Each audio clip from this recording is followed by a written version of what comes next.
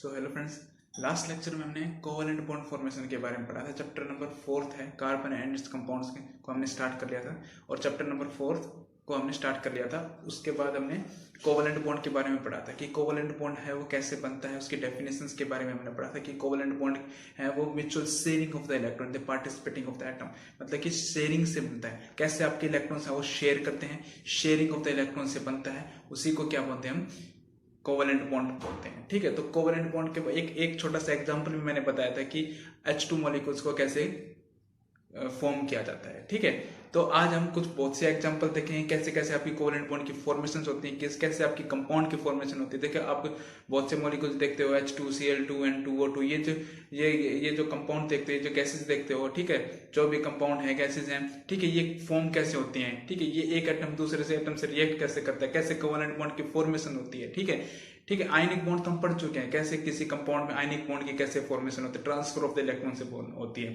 ठीक है, अब कोवलेंट बॉन्ड की कैसे फॉर्मेशन होती है वो हमें देखना है। ठीक है जी, तो ठीक है, तो अब नेक्स्ट टॉपिक डालो कॉपी में, होमो एटॉमिक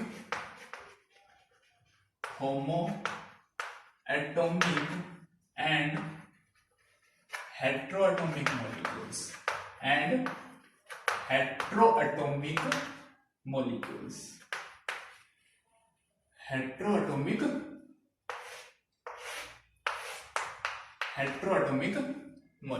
ठीक है, ये होमोएटॉमिक मॉलिक्यूल्स और हेट्रोएटॉमिक मॉलिक्यूल्स क्या आते हैं वो हमें समझना है। ठीक है, होमोएटॉमिक में होमो का मतलब क्या होता है, देखो जी, होमो का मतलब क्या होता है, सेम। ठीक है, और हेट्रो का मतलब क्या होता है आपका, डिफरेंट। क्या होता है आपका, डिफरेंट।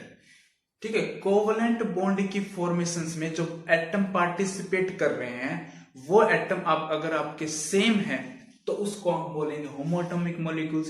अगर कोवलेंट बॉन्ड की फॉर्मेशन में जो पार्टिसिपेट कर रहे हैं एटम वो आपके डिफरेंट हैं तो उसको क्या बोलेंगे हम, हेट्रोएटॉमिक मॉलिक्यूल। ठीक है, तो होमोएटॉमिक मॉलिक्यूल्स की डेफिनेशंस क्या होगी, देखो ध्यान से देखो, होमोएटॉमिक मॉलिक्यूल्स की डेफिनेशंस क्या होगी। होमोएटॉमिक लिखोगे, होमोएटॉमिक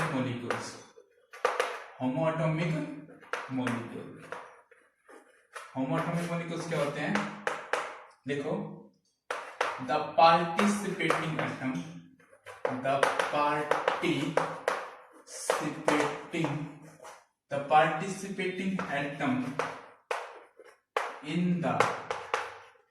in the covalent bond formation, covalent bond formations are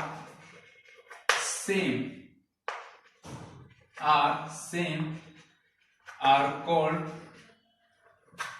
homoatomic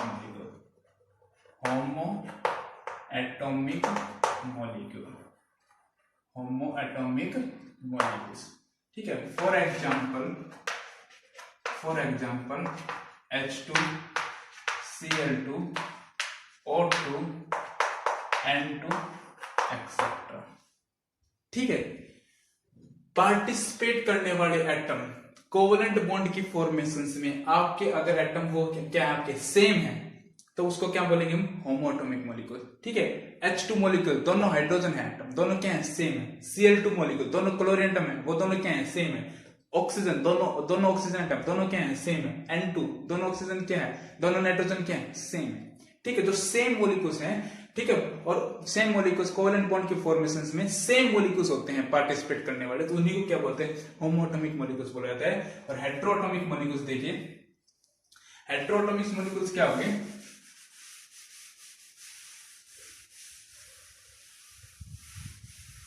heteroatomic molecule देखिए,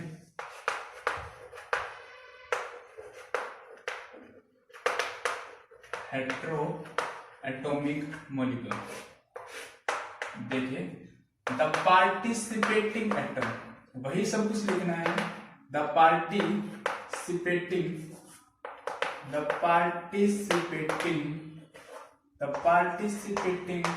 atom in the covalent bond formation, covalent bond formation are, क्या लिखो भाई, डिफरेंट। हेट्रो का मतलब क्या बताया था आपको, different. Covalent bond formations are different, are called hetero atomic molecules. ठीक है, फॉर एग्जाम्पल जैसे कि H2O, ठीक है, H2O है, NH3 है, CH4 है, एक्सेट्रा। ठीक है, H2O है, ऑक्सीजन और हाइड्रोजन दोनों एटम्स क्या हैं आपके, डिफरेंट है। NH3 नाइट्रोजन हाइड्रोजन दोनों एटम्स क्या हैं, डिफरेंट है। कार्बन और हाइड्रोजन दोनों एटम्स क्या हैं आपके, डिफरेंट है। जिसमें एटम्स क्या हो, पार्टिसिपेट करने वाले एटम्स क्या हो, डिफरेंट हो, उसको क्या बोला जाता है उसको क्या बोला जाता है, हेट्रोएटॉमिक मॉलिक्यूल्स बोला जाता है। ठीक है, तो होमोएटॉमिक मॉलिक्यूल्स और हेट्रोएटॉमिक मॉलिक्यूल्स समझ गए। होमो का मतलब क्या होता है, सेम होता है, और हेट्रो का मतलब क्या होता है, डिफरेंट होता है। तो पार्टिसिपेट करने वाले एटम्स अगर आपके सेम होंगे तो उसको क्या बोलेंगे, होमोएटॉमिक। और पार्टिसिपेट करने वाले एटम्स अगर आपके डिफरेंट होंगे तब उसको क्या बोलेंगे, हेट्रोएटॉमिक मॉलिक्यूल्स। ठीक है, अब जो आपने एग्जांपल पढ़े हैं होमोएटॉमिक्स में क्या क्या देखे थे हमने एग्जांपल, हाइड्रोजन देखा था H2 Cl2 N2 O2। ठीक है, इनके फॉर्मेशंस कैसे होती हैं, किस तरह से इनकी फॉर्मेशंस होती हैं, किस तरह से ये फॉर्म करते हैं, किस तरह से इनके में कोवलेंट बॉन्ड बनता है, किस तरह से इनमें mutual sharing of the electrons होते हैं, वो सब हमें पढ़ना है। ठीक है, एग्जाम्पल के जरिए पढ़ना है कि हमें कैसे कैसे इनकी फॉर्मेशंस होती है। ठीक है, लिखो फॉर्मेशंस ऑफ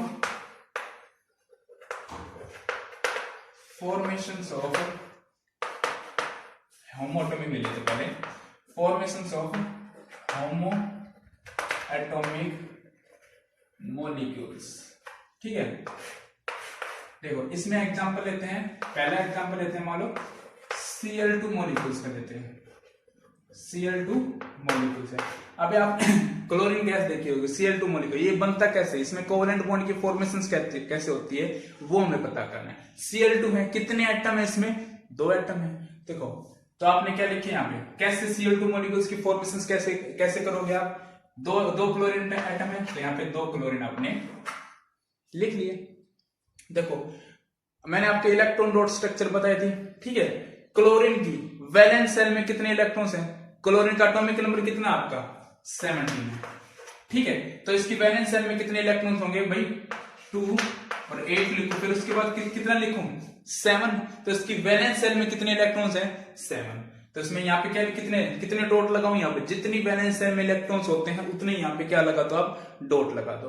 तो यहाँ पे 7 डॉट लगाओ, 2 2 4 2 6 और 1 7, 1 7। फिर यहाँ पे क्लोरीन की, यहाँ पे ये दूसरा क्लोरीन एटम है, तो यहाँ पे कितने, 2 2 4 2 6 और 1 7। ठीक है जी, क्लोरीन की वैलेंस शेल में कितने इलेक्ट्रॉन्स हैं, 7 डॉट यहाँ पे लगा दिए और 7 डॉट यहाँ पे लगा दिए। अब क्लोरीन को ऑक्टेट में कंप्लीट होने के लिए 7 है, 8 इलेक्ट्रॉन्स करने के लिए कितने इलेक्ट्रॉन्स की जरूरत है, 1 इलेक्ट्रॉन्स की। इसके पास कितने इलेक्ट्रॉन्स हैं, 7। इसके पास भी कितने इलेक्ट्रॉन है, 7। ठीक है, इसको ऑक्टेट में कंप्लीट होने के लिए 1 इलेक्ट्रॉन्स की जरूरत है, इसको भी ऑक्टेट में कंप्लीट होने के लिए 1 इलेक्ट्रॉन्स की जरूरत है। ठीक है, तो 7 इलेक्ट्रॉन्स का है तो 1 इलेक्ट्रॉन्स इसका शेयर कर लेगा। कैसे भाई, ये लिया, 7 तो थे इसके पास, 1 इलेक्ट्रॉन्स ये ले गया, मतलब शेयर किया है, कंप्लीट ट्रांसफर नहीं हुआ है। तो यहाँ पे कितने थे पहले, शेयर करने से पहले इसके 2 तो 4 2 6 और 1 7। तो ये 1 इलेक्ट्रॉन इसका ये शेयर कर लेगा। क्या किया इसने, यहां से 1 इलेक्ट्रॉन से यहां से शेयर किया। जहां तक ये घेरा जा रहा है वहां तक देखो इलेक्ट्रॉन्स गिनो भाई, 2 2 4 2 6। इसका ये वाला घेरा कहां तक जा रहा है, 2 2 4 2 6 और 1 7 और ये क्या 8। इसके 2 2 4 2 6 1 7 और 1 8 दोनों के हो गए। कैसे लिखोगे यहाँ पे भाई, क्लोरीन, यहाँ पे क्लोरीन लिखो। ठीक है, 2 2 4 2 6 इलेक्ट्रॉन तो ये हो गए, 2 2 4 और 2 6। इसने 1 इलेक्ट्रॉन अपना, 1 इलेक्ट्रॉन इसका, दोनों क्या है शेयर किए हैं। एक इलेक्ट्रॉन यहाँ पे ये लिख दिया 7। अब फिर ये क्लोरीन लगा दिया, यहाँ पे कितने 6 इलेक्ट्रॉन्स ये 2 2 4 2 6, एक इलेक्ट्रॉन इसका खुद का अपना था, ये यहाँ पे रख दिया। ठीक है, तो ये देखो यहां से इसने क्या किया, यहां से पूरा कंप्लीट किया तो क्या ऑक्टेट में कंप्लीट हो गया, और यहां से इसने पूरा कंप्लीट किया, ये भी क्या हो गया ऑक्टेट में कंप्लीट हो गया। ठीक है, तो एक बात हमेशा ध्यान रखना कि एक बॉन्ड में 2 इलेक्ट्रॉन्स होते हैं, हमेशा 2 इलेक्ट्रॉन से ही एक बॉन्ड की क्या होती है फॉर्मेशन होती है। तो एक इलेक्ट्रॉन्स ये और एक इलेक्ट्रॉन्स ये, तो एक सिंगल बॉन्ड की फॉर्मेशन हो जाएगी। तो क्या क्या करेंगे, नेक्स्ट स्टेप क्या होगा आपका, क्लोरीन ये है, एक क्लोरीन ये और एक क्लोरीन ये, एक इलेक्ट्रॉन से और एक इलेक्ट्रॉन से, ये एक सिंगल बॉन्ड की फॉर्मेशन है, क्योंकि एक बॉन्ड एक इलेक्ट्रॉन से और एक इलेक्ट्रॉन से, एक इलेक्ट्रॉन से क्या हो गया एक बॉन्ड की फॉर्मेशन हो गई।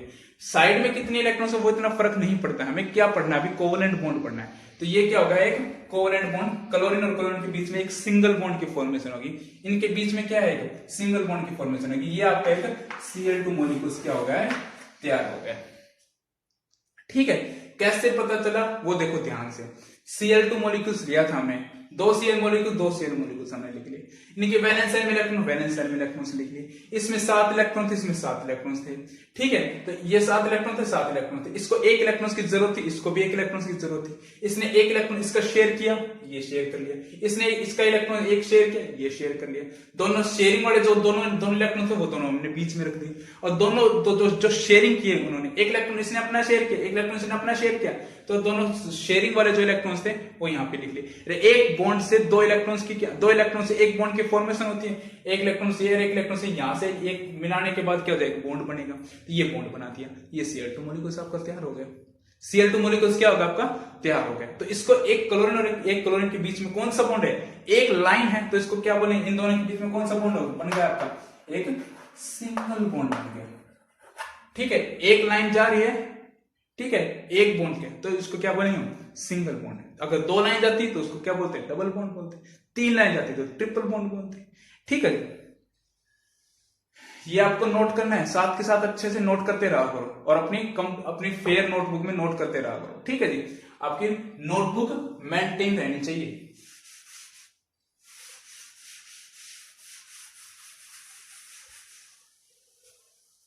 देखो नेक्स्ट लेते हैं दूसरा एग्जांपल है और ले लेते हैं, मान लो O2 मॉलिक्यूल्स ले लेते हैं, O2 मॉलिक्यूल्स ले लेते हैं।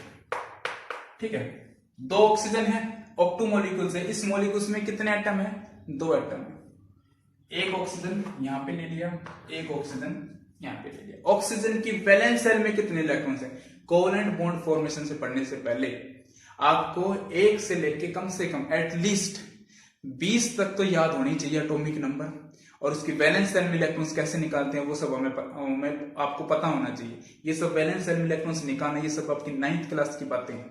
ठीक है, वैलेंस शेल इलेक्ट्रॉन्स आपको निकालने आने चाहिए, अगर वैलेंस शेल में इलेक्ट्रॉन्स नहीं आते हैं, ठीक है, तो आपका ये क्वेश्चंस नहीं हो पाएगा, इसलिए वैलेंस शेल इलेक्ट्रॉन्स निकालना बहुत जरूरी है। ऑक्सीजन का एटॉमिक नंबर कितना है भैया एटॉमिक नंबर, भैया एटॉमिक नंबर तो पता हो, ऑक्सीजन का एटॉमिक नंबर कितना है 8 होता है। ठीक है, तो इसकी वैलेंस शेल में कितने, K शेल में 2। ठीक है, सो एटॉमिक नंबर ऑक्सीजन का कितना होता है, ऑक्सीजन का एटॉमिक नंबर 8 होता है, तो इसकी वैलेंस शेल में कितने इलेक्ट्रॉन्स होंगे 2, K शेल में 2, और इसकी लास्ट शेल में कितने 6, तो इसकी वैलेंस शेल में कितने इलेक्ट्रॉन्स हो गए आपके 6। ऑक्सीजन का एटॉमिक नंबर कितना होता है 8, 2 और कितने लगाऊं यहाँ पे 6 इलेक्ट्रॉन, तो यहाँ पे कितने लगाऊं, यहाँ पे वैलेंस शेल में कितने इलेक्ट्रॉन है 6, 2 2 4, और यहाँ पे 2 6, यहाँ पे भी वही सेम मॉलिक्यूल्स 2 2 4 2 6। अब देखो, अब ऑक्सीजन को ऑक्टेट में कंप्लीट करने के लिए, अपने ऑक्टेट को कंप्लीट करने के लिए कितने इलेक्ट्रॉन्स की जरूरत है 6 इसके पास है, 6 ऑक्टेट में कंप्लीट करने के लिए 2 इलेक्ट्रॉन्स की जरूरत है, इसके पास भी 6 है, इसको भी ऑक्टेट में कंप्लीट करने के लिए कितने इलेक्ट्रॉन्स की जरूरत है 2 इलेक्ट्रॉन्स की जरूरत है। ठीक है, तो 6 तो इसके पास है, 2 ये यहां से शेयर कर लेगा, ये यहां से 2 शेयर कर लिया। ठीक है, 6 इसके पास है, ठीक है, 6 शेयर करने से पहले भी कितने पास 6 थे, तो ये 2 इससे शेयर कर लिए। ठीक है, 2 इससे क्या कर लिए शेयर कर लिए, तो 2, अब देखो 2 2 4 तो 6 और 2 8, यहां से भी 2 तो 4, तो 6, तो 2, 8। देखो फॉर्मेशन कैसे हुई, ऑक्सीजन है, ठीक है, 2 यहाँ पे थे, 2 यहाँ पे थे, ये 2 मॉलिक्यूल्स हैं। तो शेयरिंग वाले मॉलिक्यूल्स कितने हैं, इस दोनों घेरों के बीच में कितने मॉलिक्यूल, कितने इलेक्ट्रॉन्स आ रहे, दोनों घेरों, जो एक घेरा हमने ये बनाया, एक घेरा हमने बनाया, ठीक है, दोनों घेरों के बीच में कितने इलेक्ट्रॉन्स हैं, वही आपके शेयरिंग इलेक्ट्रॉन्स होते हैं। देखो ये जो बीच में जो घेरा बन रहा है ना, उसमें जो इलेक्ट्रॉन्स होते हैं ना, वही आपके शेयर्ड इलेक्ट्रॉन होते हैं, शेयरिंग वाले इलेक्ट्रॉन होते हैं, ठीक है। तो शेयरिंग वाले इलेक्ट्रॉन कौन कौन से होते हैं, ये 2 इलेक्ट्रॉन्स लगा दिए हमने, दो इलेक्ट्रॉन्स, ये 4 इलेक्ट्रॉन्स है यहाँ पे, और 2 इलेक्ट्रॉन्स ये। जो शेयरिंग वाले इलेक्ट्रॉन्स है वो आपको दोनों एटम्स के बीच में रखने हैं, ठीक है। अब यहाँ पे ऑक्सीजन लगा दिया, जो शेयरिंग विदाउट, इस घेरे के अलावा कौन कौन से इलेक्ट्रॉन्स बच गए इस ऑक्सीजन पे, 2 और 2 4, ये 2 और ये 2 4। अब देखो, अब इसमें किस बॉन्ड की फॉर्मेशन होगी, अनशेड वाले भूल जाओ, कोई दिक्कत नहीं है, शेयरिंग वालों से हमें मतलब है, शेड वालों से हमें मतलब है, एक इलेक्ट्रॉन ये और एक इलेक्ट्रॉन ये एक बॉन्ड बन गया, ठीक है जी। एक इलेक्ट्रॉन ये और एक इलेक्ट्रॉन ये और एक इलेक्ट्रॉन ये, एक सिंगल बॉन्ड बन गया। फिर इसके नीचे आओ, एक इलेक्ट्रॉन ये और एक इलेक्ट्रॉन ये, एक और बॉन्ड बन गया, ठीक है। तो इसमें ऑक्सीजन और ऑक्सीजन के बीच में 2 बॉन्ड है, मतलब डबल बॉन्ड की फॉर्मेशन होगी। अगर 2 लाइन आ रही है तो इसको क्या बोलेंगे हम, डबल बॉन्ड की फॉर्मेशन होगी, ठीक है भाई, डबल बॉन्ड की फॉर्मेशन हो रही है, ठीक है। जो शेयरिंग वाले इलेक्ट्रॉन्स हैं उससे हमें देखना है कि ऑक्सीजन, दोनों ऑक्सीजन के बीच में किसकी बॉन्ड की फॉर्मेशन है, डबल बॉन्ड की फॉर्मेशन आई, ठीक है। तो इस तरह से O2 मॉलिक्यूल्स आपका तैयार हुआ है। कैसे आपका शेयर करते हैं इलेक्ट्रॉन्स हैं, और इसको शेयरिंग ऑफ द इलेक्ट्रॉन, कितने शेयरिंग इलेक्ट्रॉन्स किसको बोला जाता है, जो 2 घेरों के बीच में जो लाई करते हैं उन्हीं इलेक्ट्रॉन्स को शेयर्ड इलेक्ट्रॉन बोला जाता है, ठीक है। तो ये दो आपके शेयर्ड इलेक्ट्रॉन्स हो गए। एक बॉन्ड, दो इलेक्ट्रॉन से एक बॉन्ड की फॉर्मेशन होती है, तो ये आपने 2 बॉन्ड की फॉर्मेशन आ गई। ऑक्सीजन के बीच में आपके डबल बॉन्ड हो गए, ठीक है जी। अब आपका एक, मैं आपको इसी में वीडियो में आपको एक होमवर्क दे रहा हूं, ठीक है, होमवर्क दे रहा हूं।